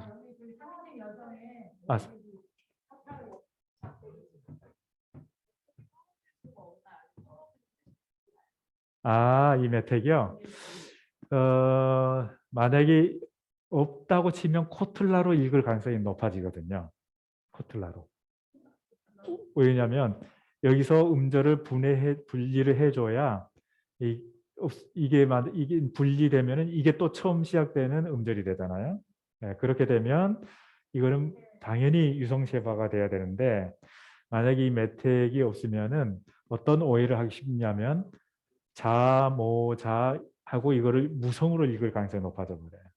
그러면 코틀라가 되는데 코틀라는 분사 여성 수동태가 될 수가 있어요. 오해를 할 소지가 있어요. 네. 지금 소리가 저기서 나는 소리였군요. 난 여기서 질문했어요. 춤이었군요. 예. 만약에 메택이 없다면 여기서 말하는 여기서 말씀하셨어요? 귀가 예. 없으면 저 커멘트가 어미가 아닌 거. 그때도 어미는 어미예요. 여성형 어미. 그래서 예, 어미는 어미예요. 예. 예. 근데 많은 경우에 굳이 메택이 없어도 오해할 소지는 없는 경우가 꽤 많아요. 사실 이 경우도 그렇긴 해요. 엄밀한 의미로. 메택 없어도 실제로 뭐 저도 본문 읽으면서 이 메택을 의식하며 읽지는 않아요. 왜냐하면 특히 문맥 속에서는 그게 그거일 수밖에 없는 상황들이 많기 때문에. 예. 근데 이제 이제 처음 이제 문법을 하는 그런 과정이기 때문에 메택을 다 써주고 실제 본문에도 써주긴 해요. 하긴 하지만 굳이 뭐 이거 있거나 없거나 뭐 히브리어를 했을 경우에 네. 다음 본문을 읽으려면 몇 년 정도 있어야 어, 경우에 따라 다른데요. 제가 처음 히브리어 배울 때 보면은 그 연수 문제 나오는 자음 본문들이 있으나 딥 쪽은 그거 할 수 있던데요. 되게. 그렇죠. 예, 그 정도는 할 수 있고. 근데 이제 현대 히브리어는 성경하고 법조문을 제외하고는 이제 모음 없이 나오거든요. 그거는 따로 해야죠. 왜냐하면 어휘들을 많이 암기를 해야 됩니다. 그 경우는. 그래야 이게 보이거든요. 근데 여전히 제가 보는 이제 다트미크라라고 하는 이제 히브리 주석이 있는데 그 경우는 현대 히브리어로 했음에도 불구하고 모음을 다 찍어놨어요. 그런 경우도 있고 간혹 그런 경우. 그다음 샤르 이톤이라고 좀 아이들 저학년 아이들이 보는 신문 그런 경우도 모음이 다 있고 아까 말씀드린 법조문 뭐 이런 모음의 변화 약간의 차이라도 큰 의미상의 차이를 가져올 수 있는 경우라면 모음을 찍는 경우들이 있죠. 예.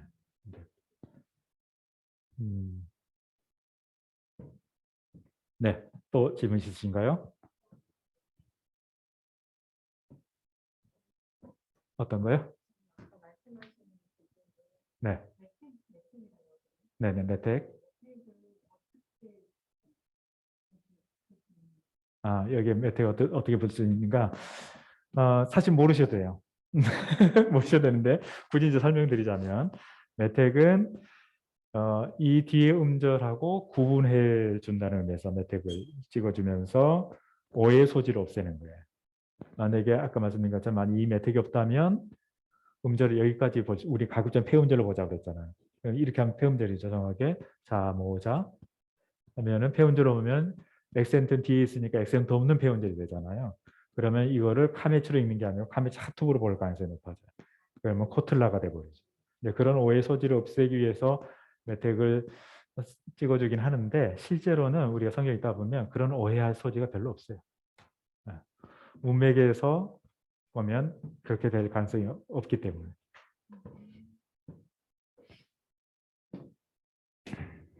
자, 자 그러면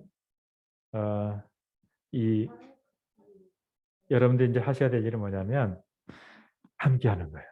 뭐부터 암기하냐면 머릿속에서 그림을 그리셔야 됩니다. 첫 번째 가장 기본형인 3인칭 남성 단수.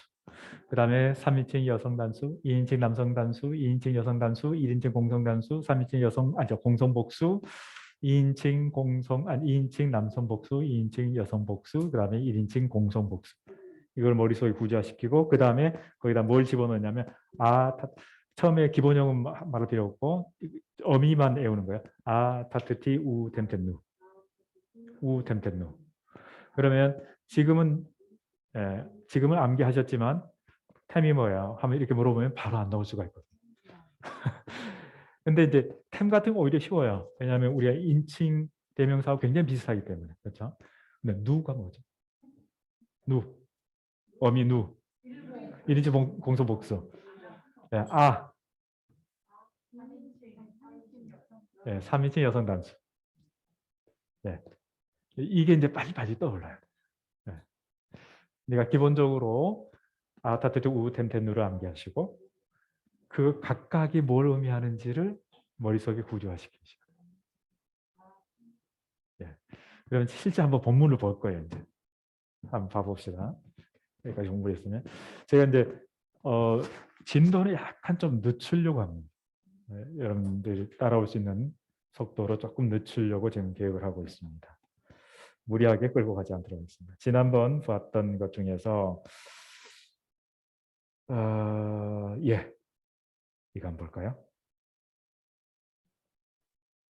네, 하필이면 이거다. 아무튼 뭐 여기서 이게 만약 동사라면 뭘까요? 그렇죠. 3인칭 여성 단수죠. 그러면 이것 떼버리면 여기 정확하게 이거 앞에 여기에 유성시가 왔죠? 네. 예, 뭐 아주 정확하게 왔어요. 그러면 원형은 뭐가 남을까요? 테트가 남죠. 이제 우리가 아직 라메드 헤이 동사를 안 배웠기 때문에 이제 아인 라메드 테트가 원형이다 하면 잘하신 거예요. 근데 이제 한 단계 더 나가면 이 경우 이 라메드 헤이 동사는 뒤에 전미어가 붙게 되면 원래 원형인 테트가 살아난 형태라서 기본형은 라메드 헤이 동사는 알라예요. 네, 테트가 아니고 알라. 네, 테트 이 헤이가 테트로 변한 거예요. 근데 카네츠 핫핫하고 카메츠 지금 알라 왜 그러냐면 헤이 때문에 이게 원래는 파타고 와야 되는데 카메츠가 온 거예요. 네, 이게 라메드 헤이 동사의 특징이에요. 이게 약동사예요. 이런 게 약동사예요. 원형에서 우리가 알고 있는 기본 원칙에서 벗어나는 것들.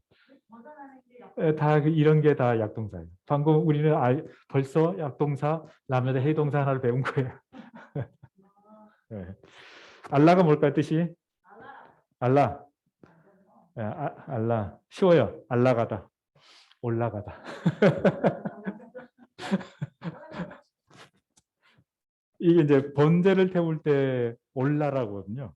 올라간다는 말에서 올라라는 번제라는 말이 왔어요. 알라, 뭐가 올라갔을까요? 여기서는 뭐가 올라가냐면 이게 올라간 거예요. 혹시 여기서 문법적인 요소 혹시 보이시나요? 앞에 뭐 있나요? 정관사 있나요? 없죠. 뒤에 뭐 있을까요? 이게 보이면 정말 잘하신 거예요. 예, 아니아노케 아타트 후히 뭐 하나 내가 맞죠. 아니아노케 아타트 후히 아나흐누 아템 햄 했날 때 햄에서 해가 빠지고 이것만 남은 거죠. 그 남자들이 예, 명사에 붙을 때는 이거는 소유격이 되는 거죠. 그 남자들의 원래는 이게 해인데 또 타압으로 변한 거예요. 라가 뭘까요? 악. 예, 맞아요. 악. 그들의 악이 주어예요. 그들의 악이 올라간 거예요. 그들의 악이 올라간 거예요. 어디로 올라갔을까요? 네, 나에게. 네, 이제 레파나이 이거는 이제 나중에 자주 나오는 건데 나중에 또 기회가 되면 설명드리도록 하겠습니다. 그다음에 여기서 또 문법적인 요소 보도록 하죠. 어디요? 이거요. 자, 이 라메드, 여기서 라메드의 의미는 팔에서 세 번째 자를 얘기하는 거예요. 이해가 되시나요? 라메드 헤이 동사 또는 라메드 명사 중에도 라메드 헤이로 끝나는 경우가 있는데 바로 이 경우거든요. 이런 경우에는 대개 이 헤이가 이 라메드가 끝에 자가 헤이가 오는 경우에는 본래는 타프일 가능성이 높아요. 본래는. 그래서 여기에 어떤 전미어가 붙게 되면 원래 이 타프가 되살아납니다. 평상시에는 헤이로 있다가. 평상시에 헤이로 있다는 얘기는 묵음이란 얘기예요. 평상시에. 끝에 오는 헤이와 알렙은 발음하지 않는다고 그랬죠. 묵음이에요. 원래는 묵음이다가 거기에 전미어가 붙어버리게 되면. 그래서 원래는 이거라는 거죠.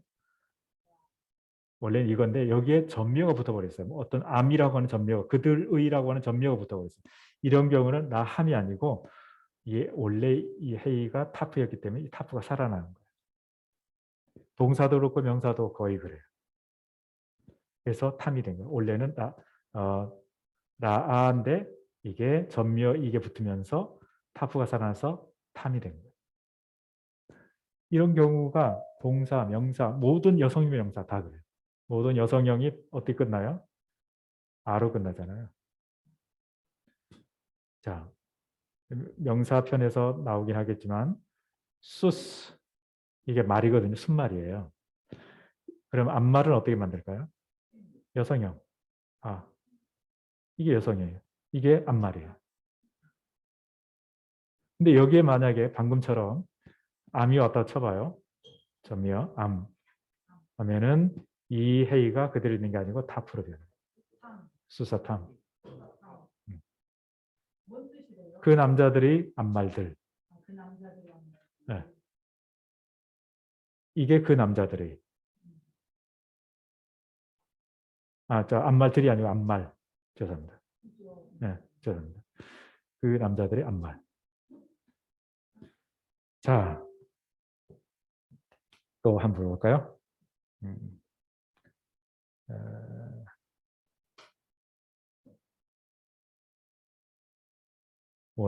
완료 형태가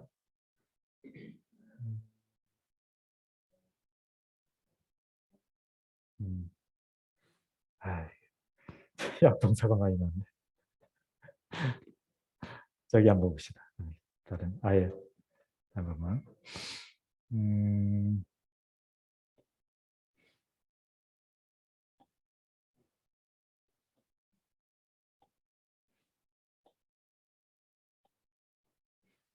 자, 이 부분을 한번 보도록 할까요?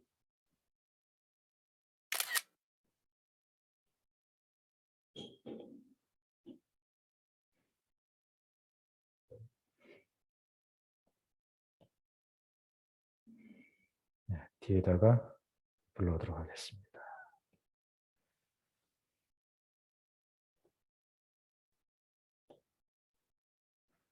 네. 자, 이게 어떤 부분이냐면 창세기 4장 1절이거든요. 굉장히 난해한 본문 중에 하나인데 우리말 성경에 이게 어떻게 번역됐는지 한번 기억을 살려보시기 바랍니다. 앞부분 보도록 하죠. 자, 문법적 요소 뭐가 보입니까? 이 첫 번째에서 예, 이게 보여야 되죠. 접속사배. 그리고 그 다음에 또 뭐가 보입니까? 정관사가 보이시나요? 예, 카메츠로 길어진 이유는 알레비 홈이라서 못 찍으니까 길어진 거죠. 그럼 남는 거는 이거죠. 아담. 예. 그리고 그 아담이 그죠? 자, 여기에 문법적인 요소가 있나요? 없어요. 원형이죠. 가장 기본적인 원형. 아까 말씀드렸던 칼의 완료의 3인칭 남성 단수라고는 가장 기본적인 형태. 야다. 그리고 그 아담이 알았습니다. 누구를? 에트. 을. 그죠? 하와. 예. 하와를 알았습니다. 근데 하와는 누구냐면 포지션 동격이에요. 이 전미어가 보이시면 정말 잘하시는 거고 인칭대명사 전미어 후에 등가되는 전미어죠. 그의 원래는 해인데 이 전미어가 붙으면서 예 타프로 변한 거예요. 이샤가. 그리고 원래는 여기에 점이 있어야 다기스포르테가 있어야 되는데 물론 눈, 코와 이빨 쉰이 이빨이라고 그랬죠. 쉰의 원래 그 의미가 이빨이라고 그랬죠. 예, 쉰 밑에 쉐바가 왔어요. 그래서 다시 버릴 때 빠져. 그래서 이 원형은 이샤 점이 있어요. 이게 이샤. 이샤가 뭐예요? 여자 아내. 여기서는 아내. 그의 아내 하와를 알았습니다. 자, 그다음에 이거는 우리가 안 배운 거예요. 나중에 이제 조금 있으면 배울 텐데 바브 연속법이라고 해요. 바브 컨젝티브 임퍼펙트라는 건데 그런 게 있어요. 이거 좀 어려운 형태니까 제가 그냥 설명드리면 그래서 그 결과로 그녀가 낳았습니다. 누구를 낳느냐? 누구를? 카인을 낳았습니다. 그리고 그녀가 말했습니다. 이것도 아직 안 배운 거예요. 그리고 그녀가 말했습니다. 카니티. 이것도 좀 어려운 건데 그렇지만 이거는 보이셔야 돼요. 아타트 티. 내가죠. 원형은 카나예요. 카나. 내가 카나했다. 자, 굉장히 어려운 건데. 카나인데 뭘 카나해? 카나가 무슨 뜻일까요? 여러분 성경 본문 아시잖아요. 카나가 무슨 뜻일까요? 하와가 맏아들 누구를 낳은 상황이에요? 카인을 낳은 상황이죠. 내가 등남했다 이렇게 번역돼 있죠. 자, 등남했다라는 말이 이게 맞는지 한번 보세요. 그 말이 맞는지 한번 보세요. 그러면 이 카나는 무슨 뜻일 것 같아요? 얻다. 맞아요. 얻다예요. 얻다. 근데 이 똑같은 단어가 어떤 의미로도 사용되냐면 창조하다라는 뜻으로 사용돼요. 창조하다. 이 단어가 그렇게 쓰여요. 얻다라는 기본적인 의미가 있고 문제는 이거예요. 이것과 이거예요. 자, 먼저 이거. 이씨가 뭐라고 그랬어요? 남자, 남편. 그러면 등남하다는 말이 맞아요? 하나님을 얻은 거예요? 아니면 뭐 남자를 얻은 거예요? 남편을 얻은 거예요? 이대로만 보면 하나님을 얻은 것처럼 보이죠. 완전 발라간이죠. 발라간이라는 뜻을 모르시나? 혼란스럽다는 혼돈, 뒤죽박죽. 자, 이대로 원래대로 하면 우선 이거 생각하지 말고 원래대로 하면 이 단어 대신에 어떤 단어가 와야 되냐? 벤이란 단어가 와야 돼요. 벤. 아들. 이 단어가 와야 돼요. 그렇잖아요. 그래야 등남이잖아요. 아들을 얻었다. 근데 웬걸? 이씨를 얻었대. 이씨는요, 앞에 보면 이씨는 100% 무슨 의미로 쓰냐면 남편이라는 뜻이에요. 남편을 얻었대.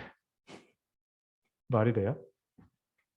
그러니까 등남이라는 것은 그냥 완곡어법으로 우리식으로 이렇게 좋게 이제 번역한 거예요.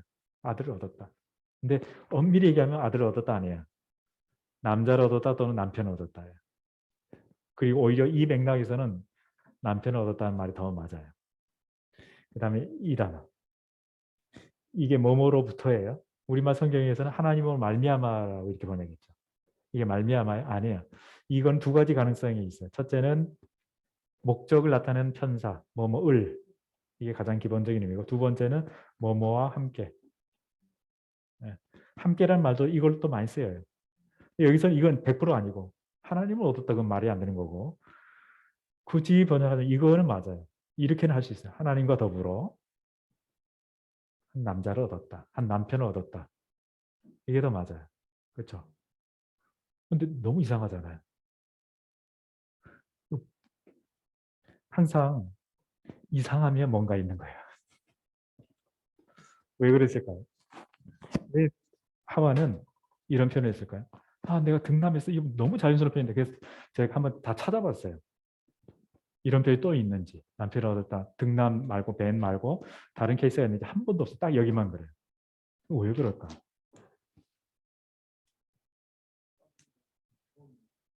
아들이라 처음이라서. 예, 그것도 이제 하나의 우리가 생각할 수 있는 발상이죠. 네.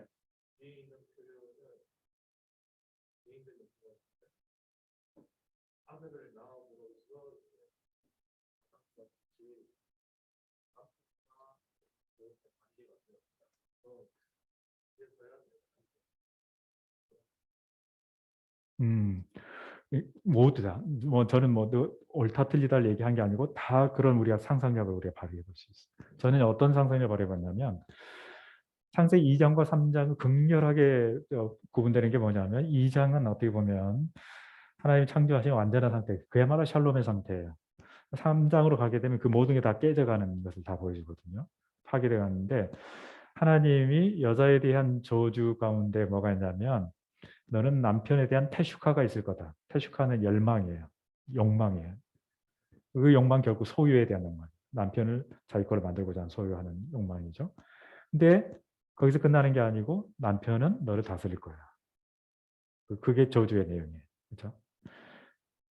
그걸 또 증명하는 게 뭐냐면 하나님이 제 말이 맞았는지 틀렸는지 한번 맞춰주시죠. 하나님은 아담과 하와를 창조하셨습니다. 맞을까요? 틀릴까요? 아담, 네? 아담을 창조하셨다. 그러면 하와는 창조 안 하셨나요?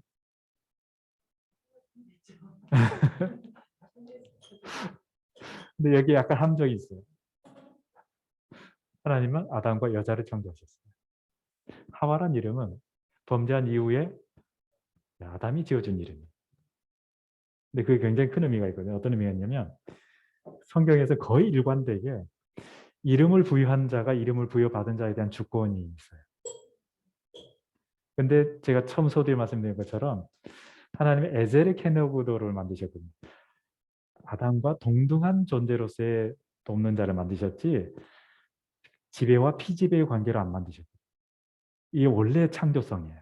하나님이 인간 공동체를 성이든 뭐든 다 동등한 존재로 만드셨거든요. 그런데 타락한 이후에 어떤 파괴된 현상들이 나타나냐면 인간 사이에 지배와 피지배가 최초로 나타나는 현상. 그러다 보니까 이제 모든 게 왜곡되어 가기 시작하는데 파생돼 다 왜곡되어 가는데 그 중에 하나가 관계를 소유하려고 해요. 또 여성은 거기서 지배와 피지배가 또 나오게 되고 이거는 우리가 그리스도를 통해서 회복돼야 될 모습이지 그냥 그거를 지속돼야 되는 모습은 아니거든요. 그 중에 하나가 뭐냐면 이 남편에 대한 사무친 나름의 어떤 원한이 있을 수가 있는 거죠. 자기가 소유하려고 했지만 소유가 안 되는 거라. 오히려 그의 지배의 대상이 돼버린 거라. 근데 이제 아들을 낳았네? 먹지 말고 먹어도 그런 거. 물론 결국 그렇죠. 네. 거기서 다 파생된 거죠. 근데 결국 결핍이 일어난 거라. 근데 그 결핍을 자기가 낳은 아들을 통해서 채우려고 한 시도일 수도 있다는 거죠.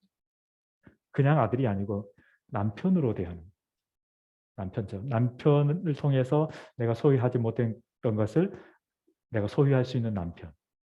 이게 첫 번째 아들이었고 두 번째 아들의 이름이 뭐죠? 아벨. 아벨은 이제 히브리어 헤벨이라고 나오는데 이 헤벨은 전도서에 나오는 헛되고 헛되고 헛되고 헛되고 헛되니 모든 것이 헛되도 할 때 그 단어예요. 헛된 거죠. 두 번째 아들은 헛됨이 왜 그럴까? 거기서도 아니란 걸 깨달았겠죠. 결국 내가 소유하려고 했는데 얘도 안 되는구나. 이 엄밀한 의미에서 보면 이제 뭐 교직하신 분들이나 아니면 상담학 발달심리학 하신 분들은 아시겠지만 그런 이런 상황에서 자라는 아이들 그 부모는 이 아이에게 어떤 사랑을 베푸는 이계적인 사랑을 베풀거든요. 아이를 망가뜨리는 거예요. 응석바지로 자라게 하거나 거절에 대해서 극도로 견딜 수가 없죠. 근데 가인이 자기가 어때 그건 나중에 혹시 기회가 되면 왜 하나님이 안 받으셨는지 그 말씀드렸으면 좋겠는데 시간 되면 어쨌든 이유 불문하고 본인이 거절을 당했잖아요. 본인과 자신의 제사 거절을 당했잖아요. 견딜 수가 없는 거죠. 이건 이미 망가진 마음 상태에서는 동생을 죽일 수밖에 없었던 거예요. 그러니까 그 파생된 그 결과를 계속 추적해 올라가면 선악과로부터 출발이 되죠. 그리고 그의 어머니.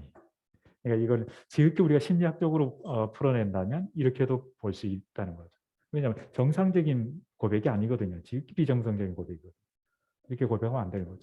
아들 낳았다고 해야지 왜 남편 얻었다고 그렇게 얘기하면 안 되는 거예요. 그다음에 창조 그거는 오늘 시간이 그래서 가지라서 나중에 얘기하기로 하고 어, 그 오늘 우리가 다루지 못한 부분이 13과에서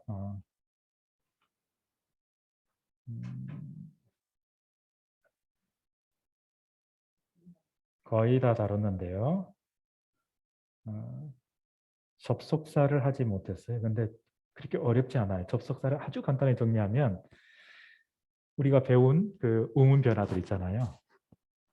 의문 변화에 따라서 어떤 경우에는 후음에 따라서 뒤에 게 하텝 파타가 올 수도 있고 하텝 세골이 올 수도 있고 그 다음에 하텝 카메츠가 올 수도 있고 이런 경우에는 접속사가 이 경우지만 배 플러스 단 유성셔바이지만 이런 경우에는 이들과 상응하는 유성세바 단모음으로 바뀌는 거죠. 유성세바가 겹치니까 딱 그 케이스가 이 케이스거든요. 이 경우 원래는 이게 배거든요. 근데 여기가 이걸로 변한 이유는 얘 때문에 유성세바 유성세 겹치는 경우에 앞에는 단모음으로 바뀌는데 이것과 상응하는 단모음으로 바뀐 거죠. 여기도 마찬가지로 원래는 단순 유성세바인데 이 유성세바 때문에 유성세바가 두 개 겹쳐서 앞에 게 단모음으로 바뀌지만 이것과 동일한 유의 단모음으로 바뀐 거죠. 이런 경우. 또 어떤 경우에는 이런 경우도 있어요. 알렙이 묵음이 돼요. 종종. 그래서 자주 발음을 하다 보면 이게 장모모화되면서 이게 아예 묵음이 돼서 원래는 메 엘로힘인데 이렇게까지 발전하는 경우도 있어요. 근데 우리가 엘로힘이라는 단어를 알면 뭐 쉽게 뭐 아무리 많이 변해도 알 수 있죠. 그 다음에 이제 한 가지. 이거는 조금 전혀 이제 다른 거기 때문에 순음. 순음이란 것은 입술에서 나는 소리거든요. 브, 프, 프, 무 이게 다 순음들이거든요. 이 순음 앞에서는 매가 우가 된다는 거. 얘가 순음이잖아. 부. 프 이것도 순음이잖아요. 앞에서 우가 돼요. 예, 예. 네네. 네 개입니다. 그래서 결론적으로 어떻게 이해하시면 되느냐면 결론적으로 이 원래는 접속사 이게 단순한 거지만 이 외에도 핫탭 여러 세 가지 종류의 핫탭이 올 수도 있고 또는 우가 올 수도 있고 또는 비가 올 수도 있다. B는 유성체와 유성체가 이렇게 겹치면 앞에 게 희력으로 변하니까. 이렇게. 그 정도 아시면 실제로 본문 만나면 앞에 바브부터 시작되는 게 접수사 아니고는 별로 없거든요. 그러니까 어느 정도 변화해도 자세히는 몰라도 문장을 이해하고 번역하는 데 큰 문제가 없습니다. 접속사는 그렇고 종지형 알면 좋지만 크게 지장이 없습니다. 다음 주일 금요일 날 그래도 이제 설명을 드리도록 하겠습니다. 그래서 13과는 뭐 이 정도입니다. 뭐 어려운 게 없습니다. 그래서 어떤 거요? 전부 처음부터 끝까지 한번 읽고 끝냅시다. 그러면 우선 그 어미부터 한번 읽고 어미를 읽는 게 중요하니까 타트 티 우 템템 누. 제가 이렇게 끊어서 읽는 이유를 아시겠죠? 3인칭 여성 단수, 타트 2인칭 남성 여성, 티 2인칭 공성, 우 3인칭 공성, 템템 그다음에 2인칭 남성 복수, 여성 복수, 그다음에 누 1인칭 공성 복수. 다시 한번 타트 티 우 템템 누. 그래서 계속 읽을 때는 타트 티 우 템템 누 이렇게 해주죠. 그렇죠. 타트티 우 템템 누. 그렇게 암기하시면 됩니다. 실제로 문장을 보실 때도 그거 뒤에만 우선 보시면 돼요. 거기서 인칭이 뭔지, 주어가 뭔지를 보시면 돼요. 다 한꺼번에 올리면 눈에 안 들어올 수 있거든요. 이렇게 하시면 그게 훨씬 더 쉽고 빠르고 좋습니다. 자, 그러면 마지막으로 혹시 질문 있습니까? 없으시면 오늘 뭐 제가 이 13과 단어 하고 그다음에 연습 문장 해설을 올려드릴 텐데요. 연습 문제 다 풀어보시고 여유가 되신 분들은 그 B번 문제도 한번 풀어보시면 여러분들에게 도움이 될 거고 그다음에 단어는 누적해서 가는 겁니다. 아시겠죠? 13과 단어만 나오는 게 아니고 누적해서 나오는 거기 때문에 앞에 것 계속 내가 잊어버리지 않도록 계속 외우셔야 돼요. 단어. 다른 거 없으시면 잠깐 기도하고 마치겠습니다. 하나님 아버지 감사합니다. 오늘도 우리에게 이 복된 날을 허락해 주셔서 주의 말씀을 온전히 읽을 수 있는 기회를 주셔서 감사드립니다. 하나님, 우리 최선을 다해서 공부함으로 주의 뜻을 더 깊은 의미를 이해하는 데 부족함이 없도록 우리들에게 은혜를 베풀어 주옵소서. 모든 말씀 예수님의 이름으로 기도합니다. 아멘. 네, 고맙습니다. 감사합니다. 네, 안녕히 계세요. 교수님 감사합니다. 네. 자, 그럼 종료하겠습니다. 예.